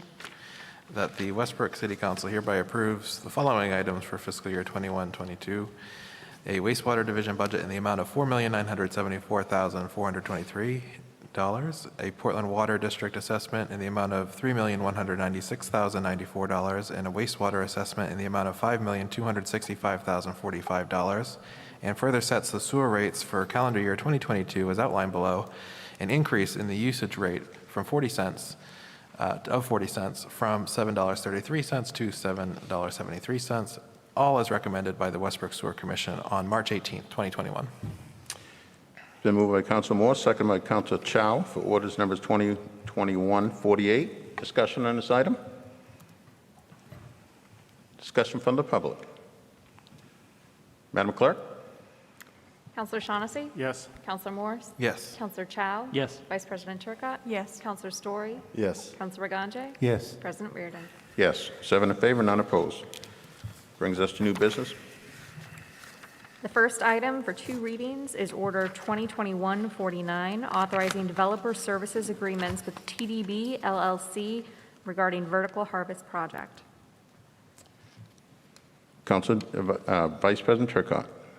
I move Order 2021-49, authorizing developer service agreements with TDB LLC Vertical Harvest Project, that the Westbrook City Council hereby authorizes the mayor or his designee to enter into developer services agreement with TDB LLC related to the development of the Vertical Harvest Urban Greenhouse, a municipal parking garage, a residential apartment unit complex to be located above the garage, and a retail space located on the ground floor of the garage as outlined in the attached exhibit. Is there a second to that? Second by Council Shaughnessy. Discussion on this item? Council Chow. Yes, thank you. Can we get an explanation on this real quick? We can have our Economic Development Director, Dan Stevenson, come up to explain this item, and if we want to, if there's no objections, he can speak to the the next 4 items as they're all connected to the same Next 3. project. Great, thank you, Mr. Mayor, members of the council. Also, I'd like to recognize Greg Day with TDB LLC is also here as well. That's who we're entering the agreements with. As you can recall, when you go back a number of months, we entered into a memorandum of understanding with the Day Brothers LLC, and that was enough to just get the project together with what we have to outline some roles and responsibilities, which have come down to 4 agreements. We've talked a few times to the council that they would be forthcoming. Another agreement that will be forthcoming is operations and maintenance agreement of the garage, but that's not part of tonight. That's another agreement that will be forthcoming. So essentially what you have in front of you today are 4 agreements. The terms of 3 of them, which are the leasing agreements, the retail, the apartments on top of the garage, which is also a ground lease, and a ground lease for the vertical harvest, they set forth the terms, the rent, the 99 years for $1, roles and responsibilities of each of the parties, who's doing what, who's responsible for maintenance and operations by way of example, the types of uses that are allowed in each one of those places, such as the apartments on the roof and what's happening in the vertical greenhouse. And so as you look through each of those sections, it just really solidifies what those are. Clearly, when you get further along in those agreements with a lot more of the legalese, Natalie certainly can explain that better than I or Nick. But the bottom line, the basic tenets of the agreements that you've had on these are in place, and they're better fleshed out in front of you as you move forward. So by way of example, the first one you have in front of you, the Developer Services Agreement. Early on in the conversations with the council, in the agreement with the Day Brothers LLC was, you will get 99-year leases for $1 to use in the terms of the vertical harvest to be able to build or construct a 70,000 square foot vertical greenhouse. And in consideration or in return, what we're going to receive for that is the maintenance and operations of that garage. We'll be taking on through the LLC, but probably through a third party who both would agree upon in order to make sure the operation and maintenance of the garage moves forward as it would in any other garage in the city. It's no different for the remainder of the leases that are the follow, whether it's the retail lease, whether it's the lease for the apartments. It says, here's where the easements are, here are the rights and the uses that you have. You're getting for 99 years for $1, and again, in return, we get the maintenance and operation of the garage. The importance of that is it's very expensive to maintain and operate garages. There is one piece that I will point out to you in the developers agreement. It does say upon the retirement of the debt after 29 years that the city would participate in a portion of the capital costs of garages moving forward, but not the maintenance and operations of the agreements. Those are the tenets of them. I'm here to answer any other specific questions you might have for me as we look forward, or directly at Greg to make sure that you get the level of understanding you need. Thank you. Councilor Chow? Yes, thank you. Through you to Steve Stevenson. All right, so just warn the public, so I see these documents and I have all these imaginary scenarios going through my head. And I always prepare for the worst, hope for the best, and usually something in the middle or good comes out. So it's not anything to Mr. Day or anything like that, but these questions that I popped in my head when I was reading this, and I was wondering if you can answer this. The city costs, in one of the sections it says city costs, the expenses are water, gas, heat, light, power, telephone, fiber, security cameras, surveillance, on-premise security professional. It says city costs. Is that us? That's our portion of the cost that's responsible in the garage, but not in the apartments or not in the vertical harvest. The garage itself is going to have some electricity. There's some lights in there. That would be the city's cost. The city, if we want the surveillance, we're going to have to install the cameras. Post that, the operations of that get taken over by the third party. But the initial capital cost to build the garage and those pieces that go with it, including some portions of of costs such as electrical, or for some reason, if we chose to need natural gas for some use in the garage, that would be borne by the city, because that would be a city cost. The difference in the operation of maintenance of a garage is, you would think, Councilor Chow, is that you power wash so often, you got to sweep it so often, you have to make sure it's open at certain times and those kinds of things. So when it says on-premise security professional, are we hiring security guards for the initial or the ongoing? It wasn't clear that that after he takes over, that these costs will be borne by the developer, not us. Right, those costs, the costs after the initial, let's say, installation of security cameras, the cost of maintenance for a security company, let's say, to drive through at an agreed upon time that would be better spelled out in the operation and maintenance agreement, would be borne by the developer. That's something we haven't seen yet. That's correct. That's forthcoming. So when you think of operations and maintenance of the garage, all of those details will be spelled out in the operations and maintenance agreement. That's not before you tonight. That's coming at a later date. Okay, all right. And another question, I'm sorry, I got lots of questions. We have on the 28th anniversary, it calls for a sale.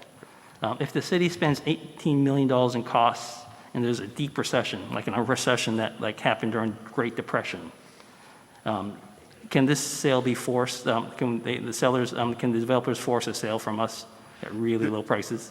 The way I understand it is that at year, why did we pick that year? Because that would be upon retirement of the debt service that would be borne by the city. After that, the city would be subject to a portion of capital costs moving forward that would have to be determined at a later date. What would that shared cost be? Again, that's not operation and maintenance. That's a capital cost post-year 28. The provision, I think, that you're looking at in there's two that you'll see in all of the agreements. The developer has the right of first refusal. We've talked about that in the past. There's a provision in there that says if you can't come to some kind of an agreement on it, there could be they could exercise a right to then purchase at fair market value. But there's a number of steps that have to go to get there before that would happen. Right, but I'm saying if we've spent $18 million in construction costs and there's a Great Depression in 28 years from now, and let's say that the fair market value is $5 million because we're really depressed, what happens then? We have to sell it because based on the conditions of your set, it has to be sold at fair market value. Is that correct? My understanding, that only takes effect if the parties can't agree upon a shared capital cost at that time. That just, it's not an automatic condition that the developer comes and says, it's a Great Depression, the values have tanked, so therefore I get to buy. What has to happen first is the process of coming to an agreement on shared mutual capital costs going forward. Okay. All right, and Section 810, survival. In the event this agreement expires or is terminated, this agreement shall be null and void and no further force or effect except the developer's fee. I looked all through the document. I did not see a developer's fee. What is that? Portion of that question, I think I would have to have Greg answer. And what number is that in the agreement?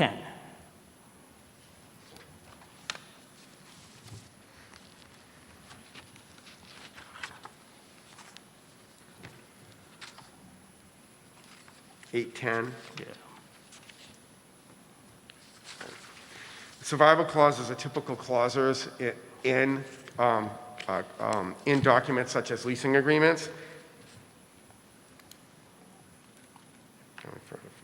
For me to try to read this specific clause, you would have to get back to you. Next time, if you could bring that for us. Yeah. Thank you.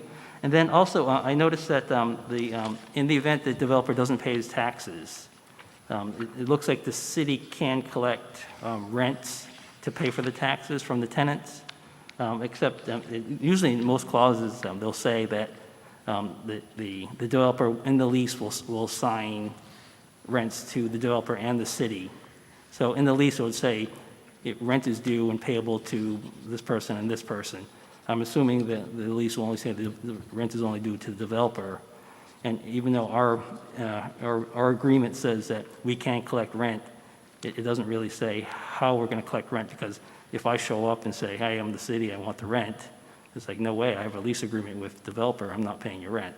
So, Certainly, I'm not legal here, but I could say right now, as long as they're paying rent, it's not an issue. I think if they were not paying their taxes, then at that point, that would make the trigger for the city to be able to do that. I right, don't but think it needs to say that in the lease, the tenant's lease, that don't- we would have the right to take rent in that event. If the tenant doesn't have that in their lease, and we show up saying, can we get the rent, please? The tenant would be like, no, you can't, the lease doesn't say so. the tenant's subject to paying their rent one way or the other. So whether they pay it and we collect it, I don't know if we collect it directly that way or not. That really becomes another, we can get an answer to you on that question, Council, before All the right, thank second you. reading. All right, I think that's, I think I had a few more, but I just don't remember right now. Okay, well, thank you. Sure. Any other questions from the council? Any questions from the public? Seeing none, it's been moved by Vice President Turcotte, seconded by Councilor Shaughnessy, for orders number 2021-49. All those in favor? All those opposed? 7 in favor, none opposed. Next item, please. The next item is Order 2021-50, authorizing ground lease agreement with TDB LLC for farm project regarding the vertical harvest project. What is the wish of the council? Councilor Shaughnessy. I would like to move orders 2021-50 through 2021-52 to be read by name only. And It's been moved by Councilor Shaughnessy. Is there a second to that? Councilor Ragonje, that we group orders 2021-50, 51, and 52. Discussion on those items? Would anyone like any of those separated? President Reardon, if I could just read the titles into the record. Yes, please. Thank you. So that's authorizing ground lease agreement with TDB LLC for farm project, vertical harvest. Order 2021-51, authorizing ground lease agreement with TDB LLC for residential project, vertical harvest. And Order 2021-52, authorizing ground lease agreement with TDB LLC for retail space, again, vertical harvest. Thank you. Councilor Chow. Oh, yes, I was actually going to make a motion to read the titles by name, because Councilor Shaughnessy made a motion to read them by name, but he didn't say the names, so I was going to read the names. But thank you to our awesome city clerk. Discussion on these items? Discussion from the public. It's been moved by Councilor Shaughnessy, seconded by Councilor Ragonje for orders numbers 2021-50, 51, and 52. All those in favor? All those opposed? 7 in favor, none opposed. Brings us to a second public comment where anyone can speak on any subject for 3 minutes or less. Anyone? Councilor Story. Yeah. I just want to say, in reference to our all the conversation earlier around the construction project, nobody seemed to want to challenge the city, but that's what we're up here for. We sit up here to pose challenges, solve problems, and do our best. And I would have liked a little more effort. You don't have to be an expert to challenge, but we needed more information on that. And you know, I'm confident that we'll get it on that issue, but I just want to remind everyone why we're here and you know, do the right thing. Thank you. Vice President Turcotte. I don't know about other councilors. I'm here to represent my constituents, not to challenge anyone. Thank you. Thank you. Any other discussion? Councilor Ragonje. I'm just happy that the school budget's behind us, that we can focus on other things. I know that it was tension after tension, but I'm happy that we really passed that and we can move on our regular businesses. But at the same time, I appreciate all those who showed up to testify, and also we debated with all sincerity, and everything that we said came from our heart. So I'm really happy that we are where we are, and those who didn't support it, they had reason, and those who supported it, they have their own reasons. So we go on with our normal business. So it's great that we have put that behind us. Absolutely. Councilor Morse. I just want to say that if anybody's still feeling some tension and they need to work it out, there's some baby goats at Councilor Shaughnessy's farm. You go pet them and make you feel good. They need socializing. Yes. Thank you. Is that a barbecue you were invited? So I'm going to switch gears a little bit, and I just want to let everyone know that the Westbrook Strong Road Race that will be on July 17th of this year, we have some modifications this year. We are going to have 100 people that are able to run the road race at Riverbank Park, but it won't be that big crowd going up Main Street as the CDC guidelines are right now. You'll be racing against your own time. We currently have about 35 people signed up, but it will be virtual also. And this year is especially special. Our son Matthew would have been 30 years old on that same day, so we'll be celebrating his life on that day. But if you are interested, I know the mayor, his wife and child is going to be running it, so I will be at the finish line watching you. So thank you. Councilor Ganjay. I just want to ask Jerry and the mayor, what is our next with the mask mandate based on the governor's announcement in the CDC? So I know this is a favor discussion with my neighbor, Elliot. So I just want to know what is the next with the decision here at the city. Well, as I outlined at the beginning of our meeting in the mayor's message, our human resource director is working on some revised policies, but we anticipate being able to follow. We've never had any separate policies here in the city of Westbrook over and above what the state has. So we anticipate being able to follow what the state guidelines are at the time. Also, for those who didn't notice or didn't hear, there's a news story today about the Performing Arts Center is going to be hosting the Maine Community Theater, right, David? Yeah, I think so. Yeah, Maine Community Theater. So this space won't be available after June for our council meeting. So we're currently evaluating what our options are for other facilities and whether or not we can move back into room 114 in the room that we've met before at Westbrook High School.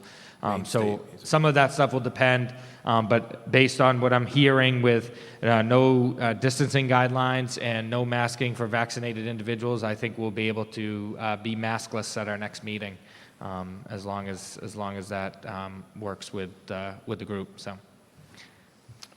Thank you. Question? Vice President Turcotte. How are you going to enforce that? Are you going to have a kind of honor system if you're vaccinated, if you're anti-vaccinated? Are you going to require a card? I mean, my employer is kind of going through that right now. Yeah. Of what is the most appropriate thing. At least for our public meetings, I don't anticipate having us any enforcement mechanism. It's really an honor system. Right. As far as how we deal with employees and such, that will have a different policy associated for that. And one more thing I wanted to mention, I forgot when I first spoke. I was reading an article about the response to trauma sometimes in situations like the Spanish flu and other things where people are cooped up and when the restrictions lift, that there is going to be a lot more adventurous people. So I would want to anticipate that your department heads are aware of that and kind of watching for that there will be more people out, more people driving, more people drinking, more people, so similar to the public events, just kind of to be aware of it. Thank you. Thank you. Any other public comment? Anyone from the public? All right. That brings us to referrals. We do have one referral request to refer mass gathering ordinance review to the committee of a whole. We have a motion to send that to. So moved. Second. Is there a second? Vice President Turcotte. So it's been moved by Councilor Chow, second by Vice President Turcott, to move mass gathering ordinance reviews to committee of the whole. All those in favor? All those opposed? 7 in favor, none opposed. Brings us to, we do have an executive session. Request to enter executive session to pursue a 1 MSR Section 405-6C to discuss economic development matters where premature disclosure of the information would prejudice the competitive or bargaining position for the city. Requested in attendance would be the mayor, assisted city administrator, assistant city administrator and city clerk, director of economic development, project manager, finance director, city solicitor. Motion to go into executive session moved by Councilor Chow, second by Vice President Turcott. All those in favor? All those opposed? 7 in favor, none opposed. We are in